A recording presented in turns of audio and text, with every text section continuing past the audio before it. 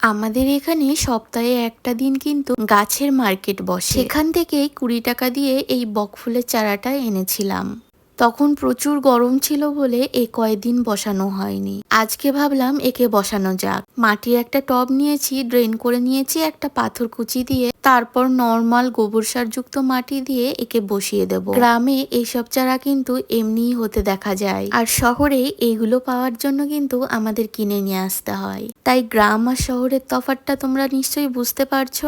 এখন রাত্রে রাত্রে প্রচুর পরিমাণে বৃষ্টি হচ্ছে, তাই ভাবলাম এটাকে এখন লাগিয়ে দেওয়া যাক, রাত্রে বৃষ্টি হলে বেঁচে যাবে। মাঝে একটা বকফুলের চারা এনেছিলাম, বেশ এই 10 দিন হলো গাছটি মারা গেছে। আসলে ছাদে গাছ করতে গেলে অনেক রিস্কে গাছ করতে হয়। এত পরিমাণে রোদ্রের যা তাপ থাকে, মানুষ বাঁচাই দায় হয়ে যায়, সেখানে তো গাছ ওরা তো কিছুই বলতে পারে না। সবশেষে মাটির হাঁড়িটায় বৃষ্টির জল ধরে রেখেছিলাম, সেটাই দিয়ে দিলে গাছ কিন্তু লাগানো কমপ্লিট।